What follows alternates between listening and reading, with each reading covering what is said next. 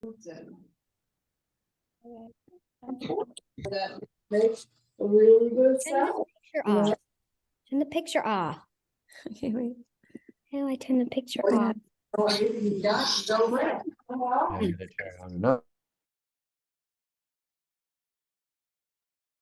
My favorite button in the world, mute all.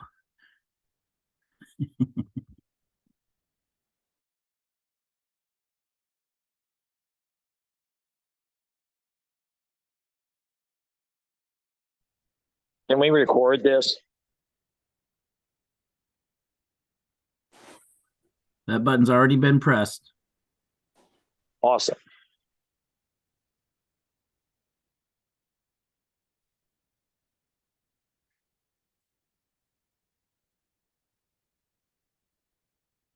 Somebody was mentioning something about the video. The more videos, the better. Nichole gets lonely talking to little boxes of names and initials.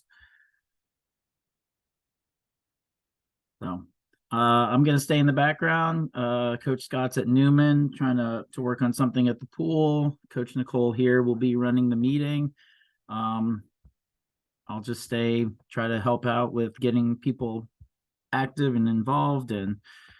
But at this point, I'm going to mute myself and let Coach Nichole take over.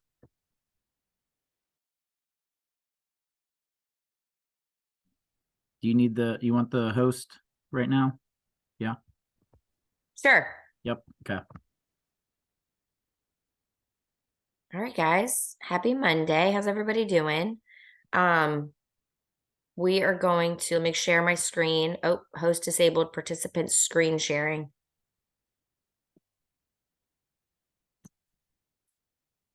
Now I'm the host. There we go. Let me pull up slide.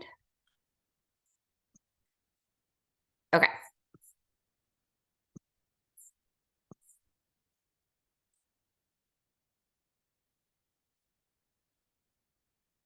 Okay, perfect. Y'all should be able to see my presentation now. So we're going to go through it. I'm going to ask, so I kind of have 3 different topics we're going to go through tonight. I'll ask for questions at the end of each topic if there's something we want to discuss and y'all have any questions, comments, concerns about those topics during, we can definitely go through it. And then there's time at the end if y'all have other unrelated questions about your nutrition, your wellness, your diet, foods, drinks, any of that stuff unrelated to the topics we're going to go through. We can do all of that at the end. So let's get started. So the topics we're going to discuss after talking to Coach Ross and Coach Scott, we're going to talk about navigating the holidays, because going from Thanksgiving, maybe even Halloween, Thanksgiving, Christmas, New Year's, Mardi Gras, spring break, Easter, things just start piling on. So we're going to talk about how to navigate that with making smart, healthy choices during your swim season and what that looks like. We're going to talk about dehydration and the risks of dehydration versus just talking constantly about the benefits of hydration. And we're going to talk about micronutrients, and we'll get into what that is and what those things are in relation to your daily nutrition. Okay, so let's talk about the holiday balance. We never want you to feel totally restricted, like you can't have the things that we love, you can't have the pie, you can't have the cookies. But when we're in between our holidays, that's what we really want to focus on. So when when Christmas comes around, when Thanksgiving comes around, maybe there are certain things that are your favorites. You get that one time of the year. I don't want you to not have those things. We want to be able to enjoy those things. We want to start paying attention to moderation. So maybe we don't take 6 cookies. Maybe we take 2 cookies. We never want to skip our vegetables. So I know when there's a big, pretty spread of a buffet out, the green beans aren't something we want to grab, but those are the things we want to start really focusing on grabbing. You want to pick and choose, getting a little bit of everything and not filling your plate up with just the starchy items. So I like to tell people we want to start eating the rainbow, making your plate as colorful and as much variety as possible. It's never a good sign when our plate is all yellow or tan, because that usually means we're missing a veggie, we're missing a fruit, we're missing a complex carb.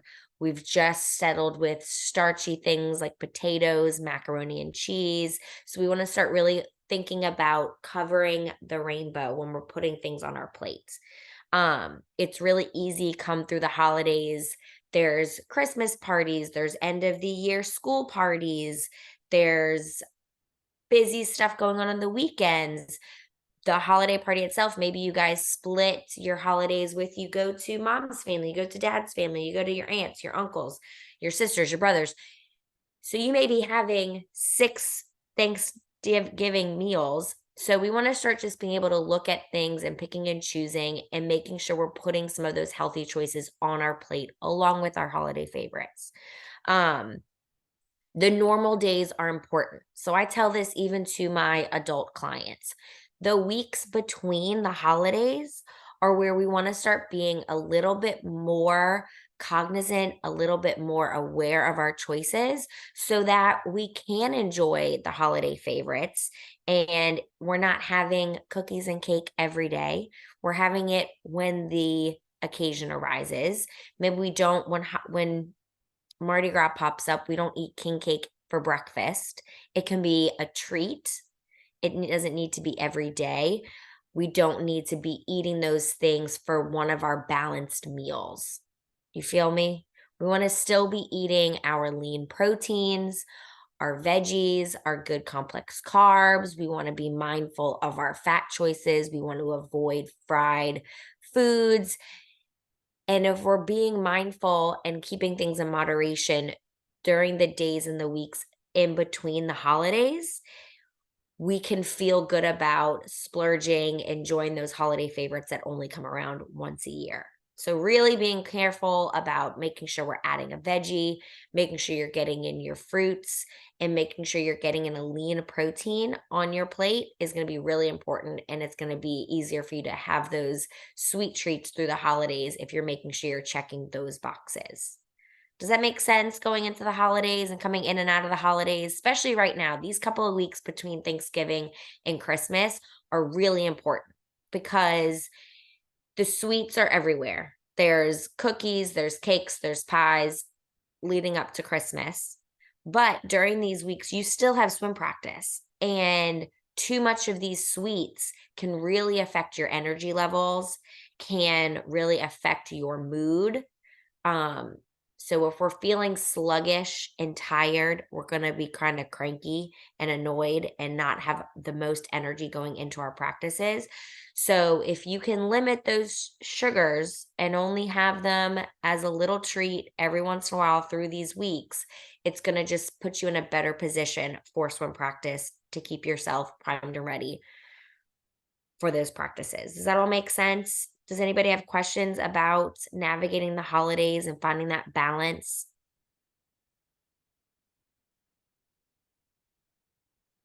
Cool. All right.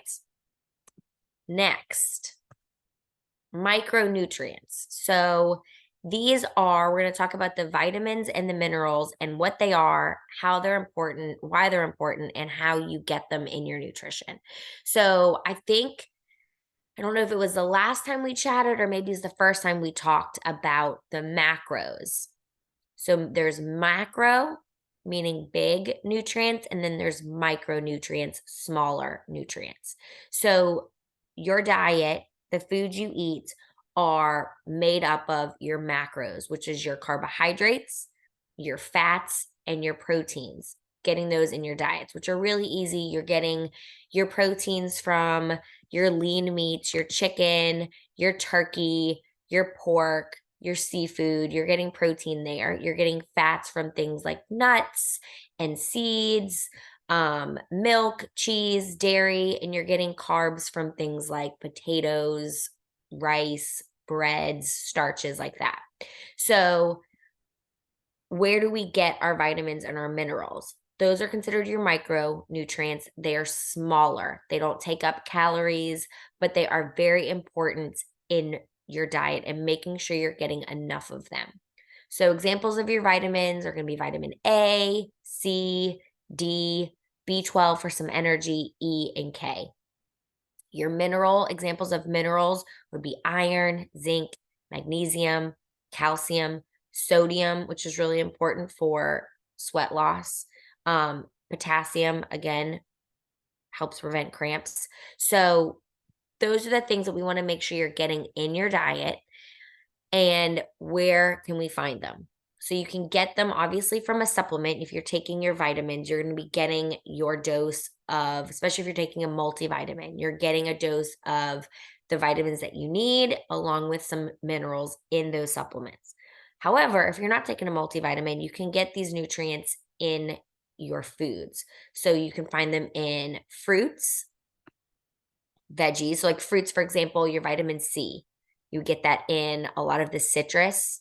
So oranges, grapefruits, lemons, limes, you're going to get some vitamin C there. Your vegetables, especially the dark leafy greens like spinach, kale, those are going to carry a lot of vitamin K. You're going to be getting vitamin A. So you're getting some a lot of your vitamins will come from your veggies. So if you are not getting enough veggies in your diet, you are missing out on getting those natural vitamins, and you should probably be taking a multivitamin. You can get a lot of these vitamins and minerals in your whole grains, like oatmeals, whole grains, brown rices, quinoa, those whole sweet potatoes. Those are going to have some naturally occurring vitamins and minerals as well. And then your protein sources, your meats are going to carry a lot of your minerals as well, like your iron, potassium, magnesium. You're going to get calcium is going to be coming from like milk sources, any dairy source. So we want to make sure you're really rounding out your diet. And I don't mean diet like a dieting program. I'm meaning like the foods that we eat. That is what you're eating in a day. That is your whole diet. So you want to make sure you're taking in these whole natural foods, eliminating as much processed junk as we can so that you can get the right amount of vitamins and minerals. Now, why are they important to your nutrition? So a lot of these vitamins are built in to help build stronger bones, your vitamin D, recover and repair muscles, boost and support your immune system, and vitamin C. Think about whenever your zinc, whenever you're feeling a cold come on, you want to take that emergency packet or airborne packets. Those are all full of vitamin C and zinc. Support development and growth. So like your vitamin D, making sure your bones are developing properly, your muscles are developing properly, your vitamins and minerals are key in helping your body grow. And then these minerals and vitamins help in healing injuries. So we want to prevent injury by making sure you're getting enough minerals and vitamins to support your immune system, to help repair and build your muscles, to support healthy development and growth so that we don't get injured. And if we are struggling with repairing an injury, these vitamins and minerals will help to heal the body as well. Questions about micronutrients and your vitamins and your minerals and why they're important, how to get them? Are any of you taking? Can you get too much of the minerals and vitamins? No. So, I mean, I'm not going to say no.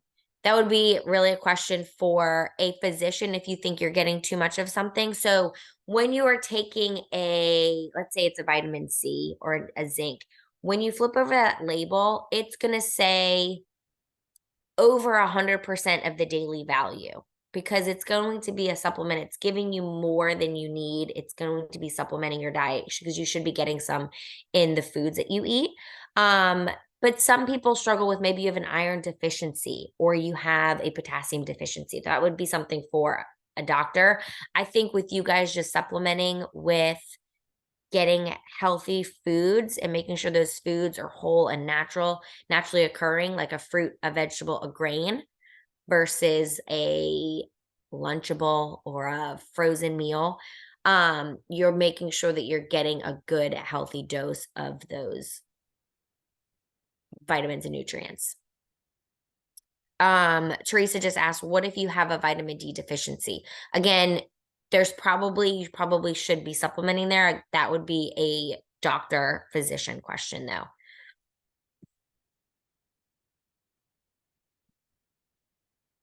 Any other questions here?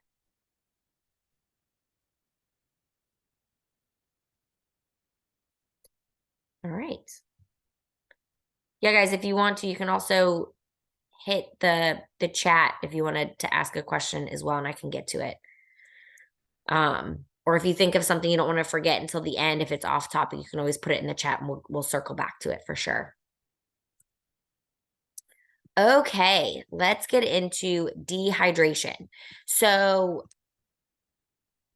we have talked about the importance of hydrating and why you need to stay hydrated and why you need to be taking in so many ounces of water a day. Do y'all remember what my suggestion was for how many ounces you should be getting in a day? Pop quiz, anybody remember? How much water you should be taking in a day, especially as an athlete? So it is recommended, this is a lot, but half to 1 ounce. So half of an ounce or half of your body weight to all of your body weight in ounces. So if you weigh 100 pounds, you should be taking in at least 50 ounces a day. 50 to 100 ounces a day. That's a lot of water. But that is to help prevent dehydration. So why is staying hydrated so important? What is the risk of dehydration? Hydration is important and it's encouraged to stay on top of, because I think we've talked about that when we talked about hydration, is it's not something you can remedy or fix at the onset of dehydration. It's something you can never catch up to. It's almost a preventative measure. We need to stay on top of our hydration so we don't hit dehydration when the activity, especially the exertion in the pool, y'all's practices, we don't want to get dehydrated. So what are the risks of dehydration? What are some signs? What should y'all be looking for to tell if possibly you are dehydrated? Tiredness, fatigue.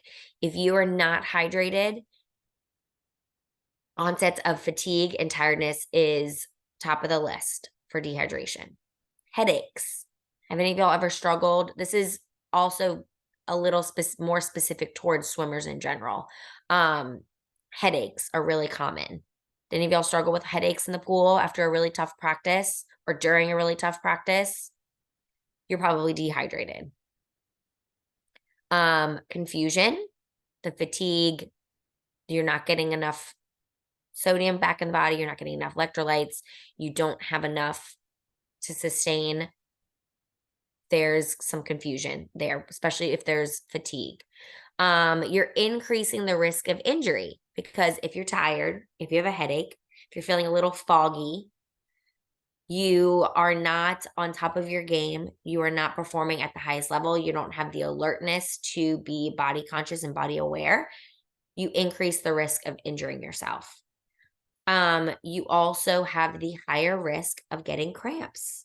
I don't know if any of y'all have struggled with cramps in the water before or get that muscle, that Charlie horse, stitches in your side, Charlie horse in your leg, in your glutes, in your arm, in your foot. So if you ever had the Charlie horse in your calf or the instep of your foot, you're dehydrated. You need an electrolyte beverage with some extra sodium and some extra electrolytes to help replace your sweat loss. And you probably weren't hydrated going into that workout. How does that sound? Anybody feel any of these symptoms before during a practice? Anybody struggle with getting in enough water? So with the water intake, you can also be taking in sports hydration beverages. like body armors or Gatorade, Powerade, vitamin water, those types of things. However, if we're just sipping on those during the day, at lunch, at dinner, with snacks, we want to be focused on the light or the sugar-free options, because there's no reason for us to be sipping away on a sugary beverage in the middle of the day. Now, during practice, during a meet where those sugars can be converted into energy because you are going to be in the pool, you're going to be using those quick, fast-acting sugars as energy, I'm okay with the full sugared ones, the regular ones at that time. But during the day, at lunch, like I said, when you're not working out, when you're not in the pool, when you're not at practice, there's no reason to be taking in the sugary ones. Okay, I'm getting some hydration questions. How much water is considered overhydration? So that number, I don't know. The amount of ounces, that's going to be dependent on individual's body size, body weight. Because there is a level of overhydration, but you would have to be drinking gallons of water. So just keep that in mind.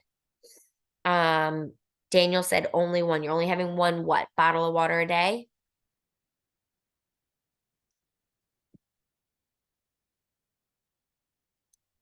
Be a little bit more specific there, Daniel. Teresa asked, what sports drinks do you recommend? So, any of the ones that offer the light sugar-free option or the zero option. And I'm not saying the zeros or the light on the calorie side of it. It's strictly referring to the sugar side of it. So when you look over, all of these drinks are going to have a nutrition label. I want you to look at those nutrition labels and look at the added sugar line. We've talked about the added sugar line before. Healthy sports drinks, healthy foods, things that we look at to be like, oh, this is a healthy choice. This looks like it's going to be healthy and safe.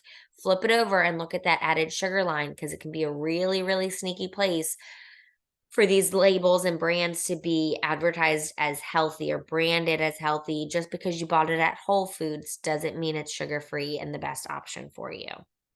I really like the flavor of the Body Armor lights. That's just my taste preference. Careful with the vitamin waters, because again, it's labeled vitamin water, which leads us to believe that it's full of vitamins and minerals and it's gonna be really good for us, but it is a ton of sugar. So I'm not sure if vitamin water has zero options, like the zero or the light or the sugar-free options. Just take a peek.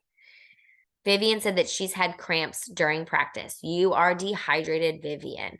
Unless there's a underlying injury in the muscle that you are getting cramps in, because that's something different.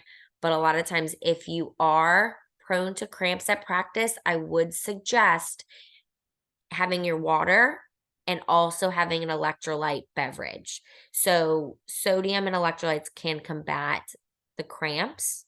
So having that option with your water by the pool is going to be helpful just to stay on top of your electrolytes. Also, maybe you add in that beverage through your day. If you know you have practice at night, start drinking one during the day so you can just stay on top of the electrolyte intake to help prevent those cramps. Yes. So the sugar drinks, Eloise asked, can we drink sugar drinks during practice like Powerade? During practice, I don't mind the additional sugar because those additional sugars are going to be used as fast-acting energy in the pool. I don't suggest them when we're not in practice or not at a meet. Molly, cramps hurt a lot. Yeah, they do. So if there's a way for us to fix that,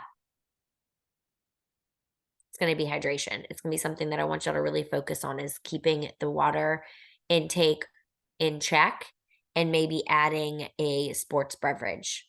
Again, I don't think we don't need to be replacing your water with a sports beverage. It would be in addition to the regular water intake. Maybe we start limiting our soft drinks and Cokes and Diet Cokes. and those bubbly beverages and focus on getting some water and some good electrolytes in. All right. Any other questions about hydration, dehydration? Samantha, should we be drinking low sugar drinks at meets or can we drink more sugar filled ones? I am okay with the sugar ones. Like I mentioned before, I'm okay with the sugary ones during meets and during practices. If you are drinking it on the pool deck, you are about to be swimming and being active. You don't need to be drinking it the night before. That sugar, these fake added sugars in these beverages are fast acting, meaning if they're not used as energy, they're going to be converted and it's not the good energy. It's no different than eating a honey bun. So I want you to keep the sugary ones only for we are jumping in the pool, you're using it there. I don't think you need it. I just don't mind it at that time. Can you be more specific on what if you drink a natural sugar drink? What is a natural sugar drink that you're referring to?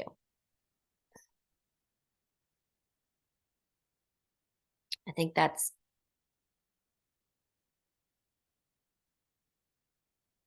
what? Like what? Give me an example though.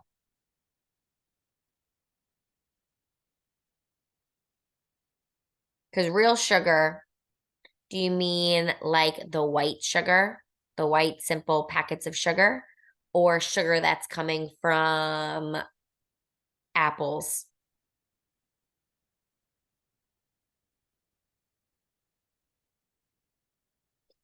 Because let's talk about juices. Okay, yes, fruit juices.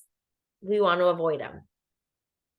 So fruits, real fruits, like you sitting down, eating the apple, eating the banana, eating the mixed berries, that is different than you drinking them. Because when you're just drinking those sugars, you are getting more sugars in that drink than you would be getting from just eating the whole apple. It's concentrated.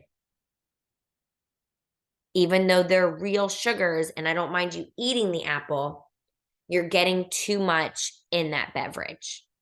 In addition, when you're eating the whole fruit, you're getting the benefits of the rest of the fruit. You're getting the carbohydrates, you're getting the fiber, you are getting the benefits of the digestion of you eating, chewing, body digesting. We want to avoid all of those fruit juices. There's no reason for it. It's too much concentrated sugar, even though it is naturally occurring. Are smoothies bad like fruit juices? So I love smoothies. I think they're a great vehicle for you to get in fruits, veggies, protein, fiber, some healthy fats. It's put the kitchen sink in there. I love it. However, I don't suggest making your smoothie with a fruit juice. So I love putting in bananas and berries and mangoes and all of those good fruits in my smoothie if it's the whole fruits. We shouldn't be making it with orange juice. Okay, so making it with a low-fat milk or a almond milk or even using a protein shake as the liquid base or water is going to be better than you adding a fruit juice in there. But adding in real fruit like the berries and the banana is okay. When it's blended down with that other liquid, it's going to be a fruit smoothie. You see what I'm putting down? Y'all picking it up? Does this all make sense as far as added sugars, fake sugars, fruits, juices?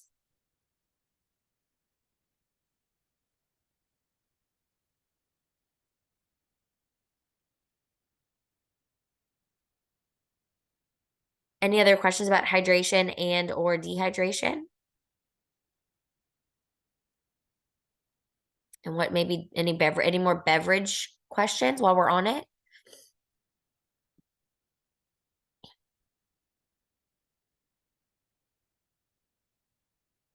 As I sip my tea? No? Okay. So that was the 3 topics I wanted to talk about tonight. We can go back. We can circle back to any of the topics. Or if you guys have any questions that you have in your back pocket that you wanted to ask me, anything in relation to other parts of your nutrition, let it rip. Is milk okay? Yeah. Milk's fine.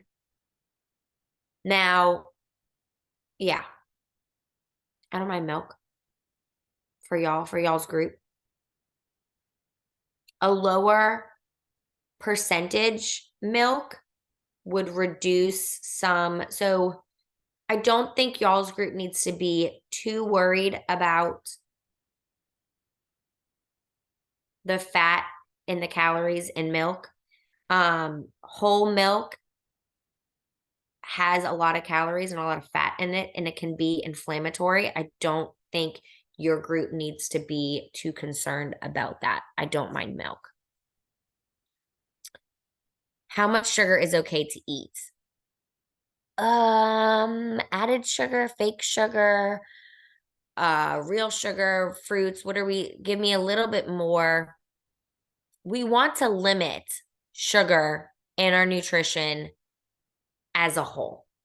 So we want to be taking in the least amount in our daily diet. I'm not going to give you a number on how much is okay, like how many grams of sugar. I don't think you guys need to be tracking that.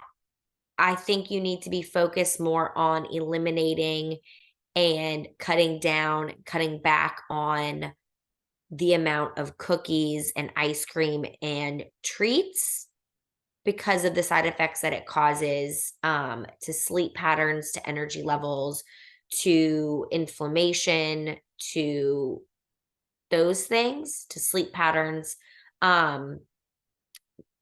Fruits, let it rip. I want you to eat all the fruits that you can get in. I don't think we need to be drinking fruit juices because of the higher concentration of sugar. I'd rather you be eating the apple than drinking the apple juice. I'd rather you be peeling and eating an orange or doing a fresh squeeze situation. But then again, think about it like we just said. You eating one orange is fantastic. Think about if you were to juice one orange, you might be getting this much in a cup of orange juice. How many oranges would it take you to get an actual 8-ounce glass of orange juice? Now we've eaten too many oranges and we've had too much sugar.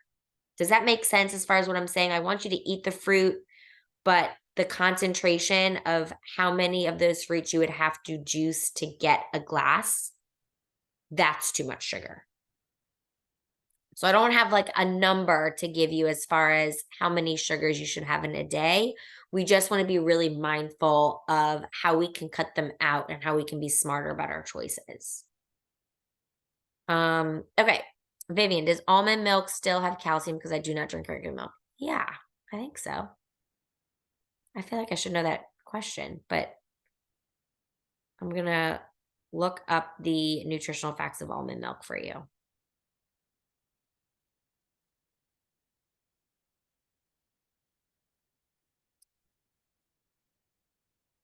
Not pulling up as quickly as I think. Do you eat any other dairy? Calcium. Yes. Boom. It has more. I'm looking at fat-free milk compared to almond milk. And in fat-free milk, it has 300 milligrams of calcium. And in almond milk, it has 450 milligrams of calcium. So you're getting more calcium in your almond milk than you're getting in your regular milk. Boom. Love almond milk also. All right. What should you have for dessert in a day? And when should you have the dessert? Do we have dessert every day, Teresa? Is that like a must? We have to have a dessert every day? Because I know most people, if we're having dessert, we want it after a meal, maybe after dinner. A go-to dessert could be a yogurt parfait. I like a vanilla or a mixed berry or some fun flavored low fat Greek yogurt, no added sugar. And then put like some granola, some berries, maybe a few chocolate chips, but to make it feel like a bowl of ice cream, but you're still getting a ton of great protein and healthy carbs with your granola, some grains. That would be my dessert suggestion. How many calories should we be eating in a day? Molly asked. So, how many calories should we be taking in a day? I'm going to give you a very, very round estimate. Your calories are based off of your age and weight. So, without knowing your age and your weight, but knowing around the age that y'all are all in and being young athletes, I'm going to say you should be eating somewhere for guys, for the boys and the girls, y'all should be eating somewhere around 2,000 to 3,500 calories a day. I think that's like, it's really hard. I don't want you guys tracking calories.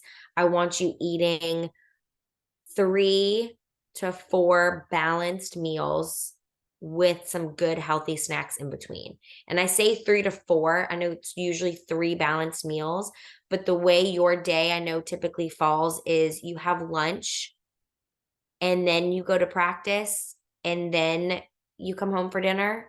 You should be having something good sized, because some of you may be eating lunch at 11:30. You need to be having another mini meal sometime later in the afternoon before that practice. And I'm not talking like a sleeve of crackers. You need to have like a good, decent sized snack meal before we go into practice. So I want your goal to be 3 to 4 balanced, good meals where we're getting real foods. We're eliminating the freezer meals. We're eliminating the Pop-Tarts and the cereals, and we're putting together good balanced meals like we've talked about in the past. You're getting some mindful snacks, avoiding concession stand or vending machine snacks, like good snacks, fruits and veggies. And you should be able to comfortably hit a decent calorie goal if we're not skimping. If you were eating frozen fruit like mangoes and grapes, would that be adding any sugars and or calories? Yes. So everything has calories. All of your fruits have sugars. But if you're eating frozen fruit, I love it. That's fine. It's that eating the frozen fruit's no different than you eating a bag of like a handful of grapes or a mango.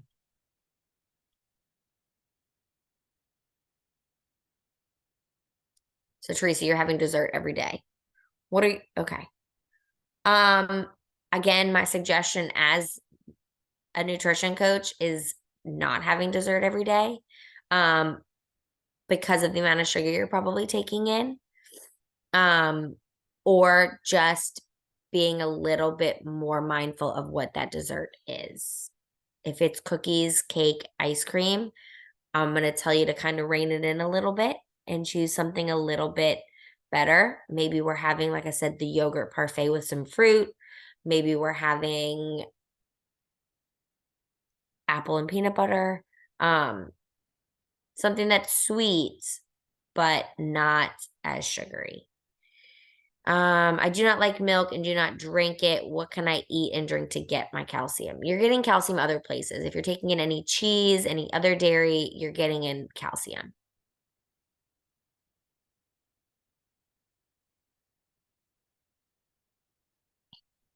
Daniel, I said 2,000 to 3,500. So 3,500, not 500 in the calorie intake. Yes, Vivian, you're good there.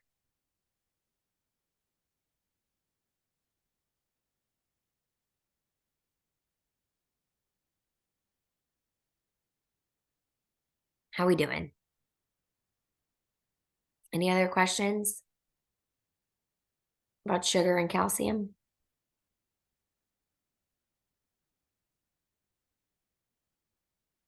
Anybody? Scott, did you have any other questions or wanting to add anything?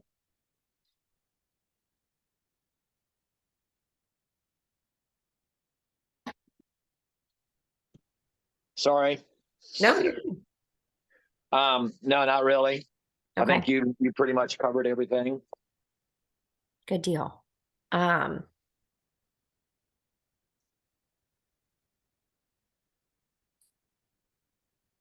right, guys. Well, this is what I had for tonight. Thank y'all for participating in the questions. I liked all the chat. Maybe next time you can talk to me rather than, oh, one more question. How do you lose fat? Reduce your fat intake would be my first suggestion. Reduce the fat intake. Fat is one of your macro groups. So your fat grams are giving you calories, and out of your macros, your protein, your carbs, and your fats, fat is giving you the most calories per gram, meaning you can eat the same amount of protein as fat, and the fat's giving you more calories. So by reducing your portion and fat intake will help reduce the fat gain, and then it will reduce the calorie intake, and that will help you lose fat. Now examples of fats are, there's a lot of them. So if we start being more mindful of your choices and cleaning your nutrition up, it's gonna automatically reduce those fat grams. Will losing fat make you stronger? Yes. It will not make you stronger. Let me rephrase this. It will make you, if we're trying to reduce fat, it will increase leanness, which your lean muscle mass is what makes you stronger.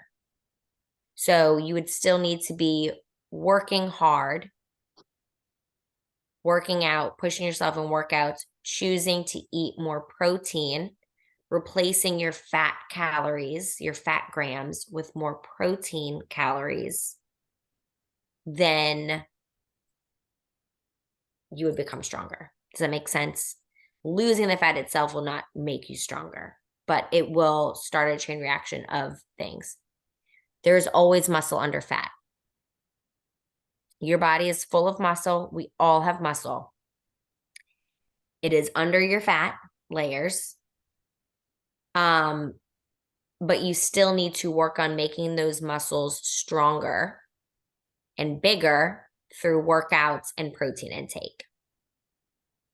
So you can shed the fat. Shedding fat is not going to necessarily make your muscles bigger, but you can do things to help enhance making your muscles bigger by losing fat or reducing fat.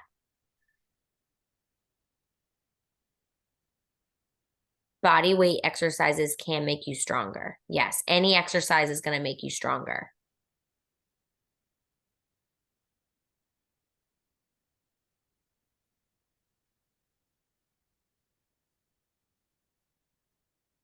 Anyone else? All right, guys. Well, that's all I had. What exercises? Oh boy, there's for body weight or for just in general, because exercise is there's a really large spectrum, both. I mean, for your body weight exercises, push-ups, pull-ups, sit-ups, bridges, planks, all of that are going to be body weights. Adding in weight is always encouraged. But I would suggest at y'all's stage and age working with a trainer so that you know how to lift properly and how to do these exercises properly with good form to prevent any injury. I don't suggest you just throwing yourself into it, but maybe having someone who knows correct form, how to build a workout plan is going to be beneficial. How many fruits and veggies should you be eating in a day? 2 cups a day, 1 to 2 cups a day.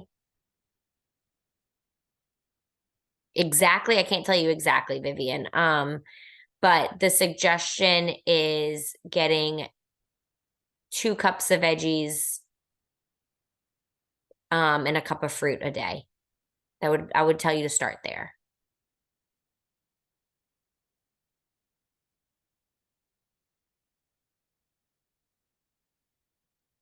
How long should you exercise a day to get generally stronger? That is really a broad question because it depends on what kind of exercises you're doing a day, whether it's strength training or cardio training. In the pool, you're going to be primarily doing cardio-based, endurance-based training. Strength would be something you're doing at a resisted level. It really depends. I think you need to have some rest days in there depending on the level of exercise you're taking in each day. Aren't you swimming like 6 days a week, 5 days a week?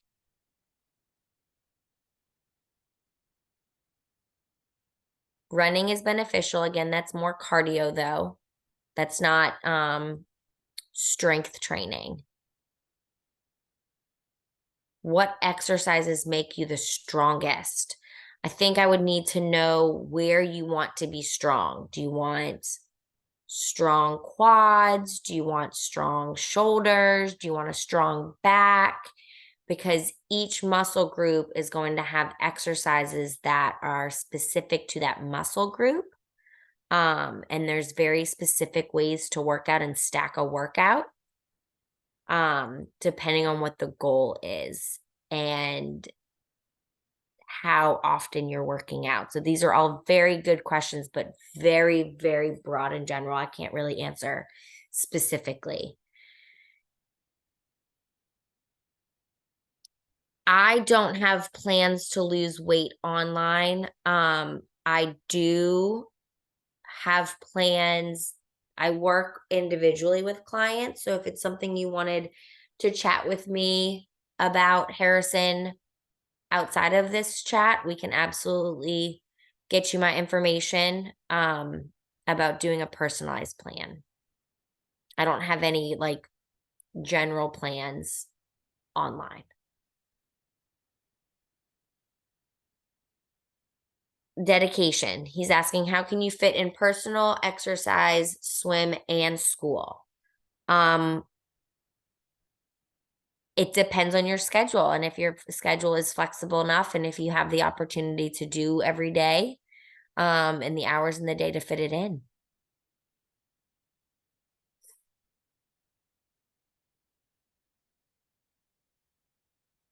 All right.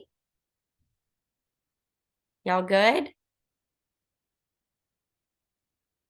Anybody else have any other questions?